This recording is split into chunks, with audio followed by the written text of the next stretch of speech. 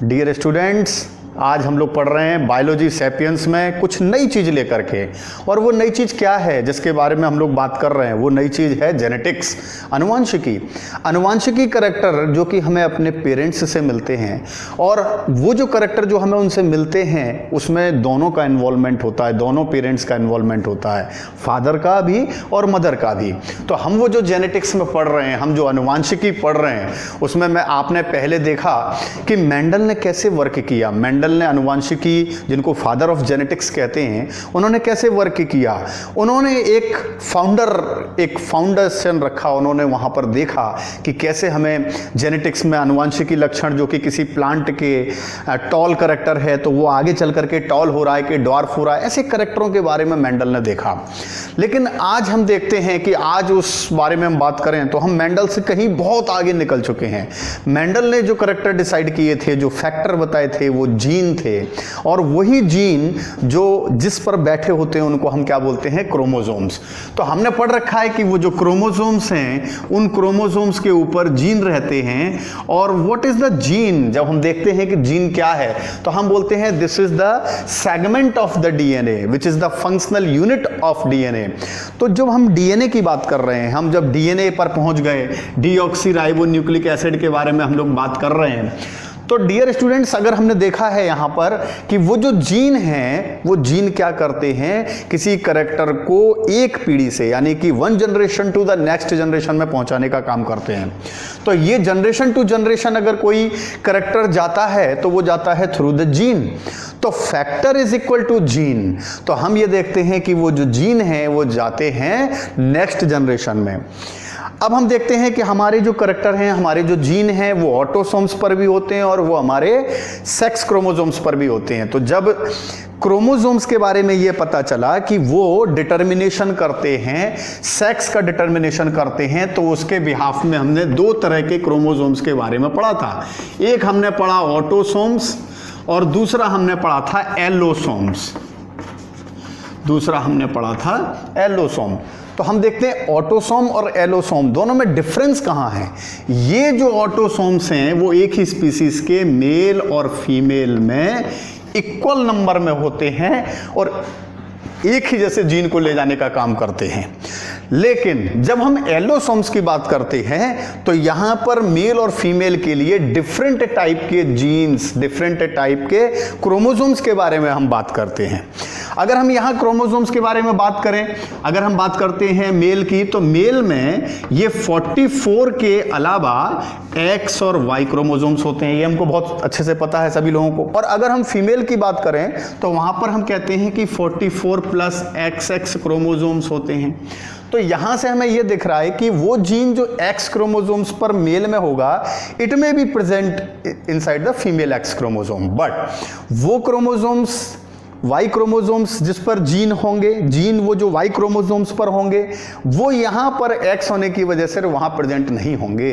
तो ऐसे जीन जो यहां प्रेजेंट होंगे वो हॉलेंड्रिक जीन कहलाएंगे। क्या कहलाएंगे? हॉलेंड्रिक जीन। तो यहां हॉलेंड्रिक जीन कहलाएंगे। अब वो जो हॉलेंड्रिक जीन हैं वो हमेशा किससे किस में जाएंगे? They transmit from male to male. तो ये मेल टू मेल ट्रांसमिट होंगे, मतलब एक मेल से मेल में ही जाएंगे। यानी हमको जो वाई क्रोमोसोम्स के जीन हैं वो हमें हमारे फादर से मिले हैं। अगर हम बात करते हैं एक्स क्रोमोसोम्स की, तो एक्स क्रोमोसोम्स के जो जीन होंगे वो हमको हमारे मदर से भी मिल सकते हैं, मदर से ही मिलते हैं। अगर हम बात करते हैं मेल की, तो मेल को जो एक्स क्रोमोसोम्स के जीन मिलते हैं, एक्स क्रोमोसोम मिलता है, एक्स क्रोमोसोम्स के जो जीन मिलते हैं वो हमेशा उसकी मदर से ही मिलते हैं, उसकी मदर का इन्वॉल्वमेंट होता है। लेकिन अगर हम बात करें मेल में, चूंकि एक वाई क्रोमोसोम्स भी होता है, आप सभी को पता है, तो वाई क्रोमोसोम्स होने की वजह से हम कहते हैं कि वो जो वाई क्रोमोसोम्स है वो उसको उसके फादर से मिला है, फादर से ही मिलेगा। तो वाई क्रोमोसोम्स कभी भी फीमेल के पास नहीं जाता, कभी डॉटर के पास नहीं जाता। अगर हम बात करते हैं कि एक्स क्रोमोसोम है, तो एक्स क्रोमोसोम्स का क्या होता है कि ये डॉटर के पास भी जाता है और सन के पास भी जाता है। तो एक मदर हमेशा एक्स क्रोमोसोम्स को अपने फादर से लेती है, अपने फादर से ले रही है और अपने सन को दे रही है ना, या अपने डॉटर को दे रही है, तो मदर से भी क्या लेगी ये, अगर हम बात करते हैं तो यहीं से हमारी एक बात स्टार्ट होती है जिसको हम बोलते हैं क्रिस क्रॉस, है ना। हम एक इनहेरिटेंस स्टार्ट होता है हमारा जिसको हम बोलते हैं क्रिस क्रॉस इनहेरिटेंस। क्या होता है criss cross inheritance? Criss cross inheritance में हम देखते हैं कि एक्स से हम जब बोल रहे हैं कि एक्स कोई जीन है, वो पता चला कि किसी फीमेल से पहले किस में गया, मेल में, यही एक्स, और फिर पता चला वो किस में चला गया, एक फीमेल में। तो अगर आप देखो तो ये क्या कर रहा है, फीमेल टू मेल जा रहा है। कितनी बढ़िया बात है, यहां ये फीमेल टू मेल जा रहा है, एक्स क्रोमोसोम वहां जा रहा है, यानी एक्स क्रोमोसोम्स पर वो जीन होंगे, वो ट्रांसफर होंगे फ्रॉम फीमेल टू फीमेल। अगर हम इसी तरह से बात करें कि ये जो क्रिस क्रॉस है, क्या ये ऐसे भी हो सकता है जब हम बोलें कि this is transfer from male to male, it may also possible. तो ये भी हो सकता है। अगर ये हो सकता है तो इन दोनों में डिफरेंस क्या है? इन दोनों में डिफरेंस ये है कि इसको हम बोलते हैं डाइगाइनेक, यानी इस फीमेल को बीच में रखिए और इसके पहले और इसके बाद की जो जनरेशन है उसमें मेल है, तो इसको हम बोलते हैं डाइएंड्रिक। चूंकि इसमें फीमेल है, यहां मेल है, सॉरी, तो इसको हम लोग क्या बोलते हैं, डाइएंड्रिक। इस केस में हम क्या बोलते हैं, डायागाइनेक या डायाजीनेक, क्योंकि यहां पर क्या है, फीमेल है और यहां क्या है, दोनों तरफ मेल है, तो इसको हम लोग बोलते हैं डायाएंड्रिक और इसको डायागाइनेक। तो ये हमारा क्रिस क्रॉस इनहेरिटेंस है।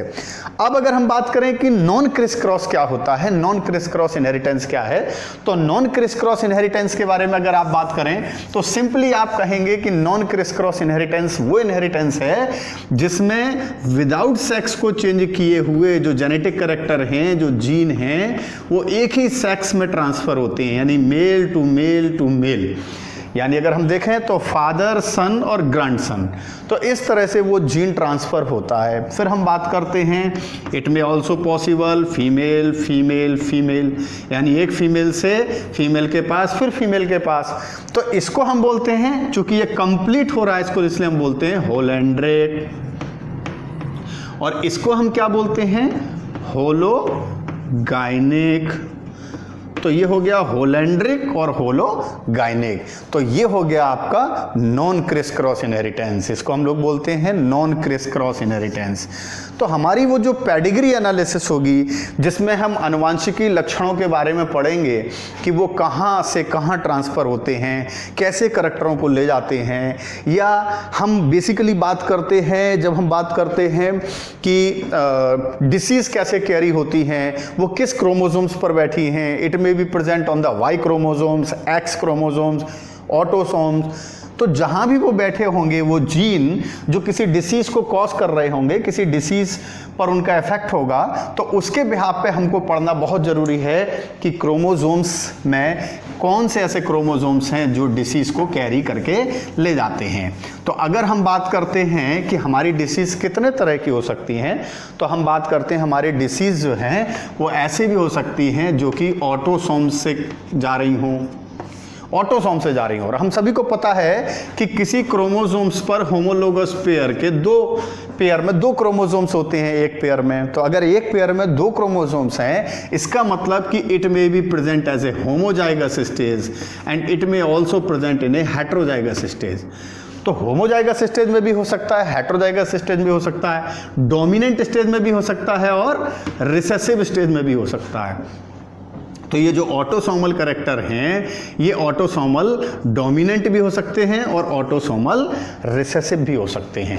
तो वो जो ऑटोसोमल डोमिनेंट हैं, ऑटोसोमल रिसेसिव हैं, ये इन क्रोमोसोम्स पर प्रेजेंट जीन के बिहाफ में हम लोग बोलते हैं। सेकंड हो गया, जैसे हम बोल रहे हैं, मान लो कि वो सेक्स क्रोमोसोम्स पर है, जैसे कि अभी आपने देखा सेक्स क्रोमोसोम्स जो एक्सेप्ट ऑटोसोम्स जो क्रोमोसोम्स होंगे, this is called the sex chromosome. तो हम बता रहे थे कि सेक्स लिंक्ड है। सेक्स लिंक्ड में अगर पोजीशन मान लो मेल के लिए है तो मेल में हम क्या कहेंगे कि XY क्रोमोसोम्स होते हैं जिनको हम सेक्स क्रोमोसोम्स कहते हैं, और ये हेमीजाइगस स्टेज में प्रेजेंट है। अगर ये हेमीजाइगस स्टेज में प्रेजेंट है तो हम लोग क्या बोलेंगे कि यहाँ पर क्या हो सकता है, मान लो ये कैपिटल A है, अगर डोमिनेंट जीन है जो कि X क्रोमोसोम्स पर प्रेजेंट है, यानी कि X लिंक्ड डोमिनेंट हो गया, तो इसको हम बोल सकते हैं XLD, X लिंक्ड डोमिनेंट। तो X लिंक्ड डोमिनेंट अगर हम मेल की बात करें तो उसमें एक ही जीन काफी है किसी क्रोमोसोम्स पर प्रेजेंट होने के लिए, एक डोमिनेंट जीन से ही काम चल जाएगा।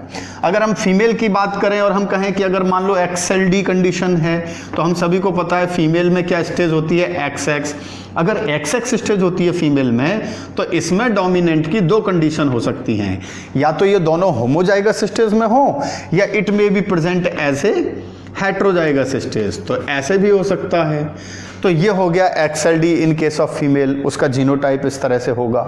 अगर हम बात करते हैं कि XLD की जगह मान लो XLR हो, XLD की जगह क्या हो, XLR, तो XLR में क्या होता है कि अगर हम बात करते हैं रिसेसिव जीन की, तो रिसेसिव जीन की हम दो कंडीशन पढ़ते हैं। अगर वो हेमीजाइगस स्टेज में है तो सिर्फ एक ही जीन काफ़ी है अपने आप को एक्सप्रेस करने के लिए, उसका जो फिनोटिपिकली एक्सप्रेशन है उसके लिए एक ही जीन काफ़ी है।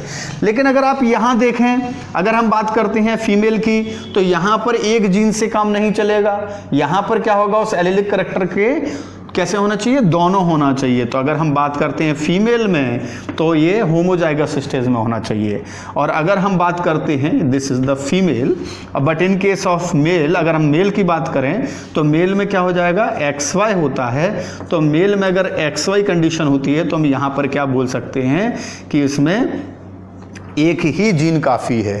तो ये जो हेमीजाइगस स्टेज में रिसेसिव में भी या डोमिनेंट में भी हेमीजाइगस में एक ही जीन काफ़ी होता है। लेकिन अगर हम फीमेल की बात करें तो यहाँ हमको होमोजाइगस स्टेज चाहिए, और यहाँ हमको हेट्रोजाइगस स्टेज में या होमोजाइगस स्टेज में काम चल जाएगा। तो इतनी बात तो आप जानते हैं, बहुत अच्छे से जानते हैं कि कैसे होता है। अगर मान लो कोई ऐसा जीन करेक्टर है, ऐसा कोई जेनेटिक करेक्टर है, जीनिक करेक्टर है, जिसमें हम ये बोलें कि हमारा वो Y से लिंक्ड है, अगर मान लो वो Y से लिंक्ड है तो इसका मतलब this is always carry from father to his son, वो उसके लड़के में ही जाएगा, वो लड़की में नहीं जाएगा, वो करेक्टर लड़की के पास नहीं जाएगा।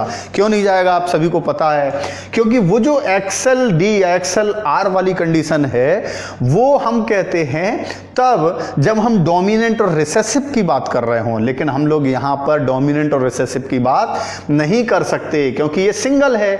इसका जो कॉम्प्लीमेंट्री होगा, इसके साथ जो होगा, वो क्रोमोसोम्स X नहीं है, वो Y नहीं है, तो Y नहीं है, X नहीं है, तो वो हेमीजाइगस स्टेज में है।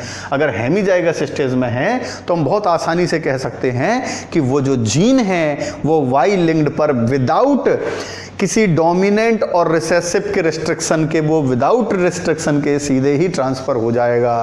तो यहाँ पर हम केवल बोलेंगे Y लिंक्ड। क्या बोलेंगे, Y लिंक्ड, है ना। तो यहाँ पर हम क्या बोलेंगे, Y लिंक्ड। तो Y लिंक्ड जीन है, वो Y लिंक्ड है। अब जैसे Y लिंक्ड है, ऐसे बेटा एक और होता है जिसको हम लोग क्या बोलते हैं, साइटोप्लाज्मिक या मैटरनल। तो अगर हम साइटोप्लाज्मिक या मैटरनल की बात करें तो उसके बारे में भी हम लोग बात कर लेते हैं। तो साइटोप्लाज्मिक की हम क्या बात करते हैं, जब हम बोल रहे हैं साइटोप्लाज्मिक इनहेरिटेंस। अब सभी को पता है कि साइटोप्लाज्मिक का मतलब ऐसे कुछ जीन होंगे which is present inside the cytoplasm of the cell. तो वो कहाँ प्रेजेंट होंगे, साइटोप्लाज्म में। तो अगर मान लो साइटोप्लाज्म है तो कोई कहेगा साइटोप्लाज्म में जीन कहाँ होते हैं सर, होते हैं। अगर आप बात करते हो जैसे माइटोकॉन्ड्रिया, आप बात करते हो जैसे प्लांट में क्लोरोप्लास्ट, तो उनके खुद के अपना डीएनए होता है।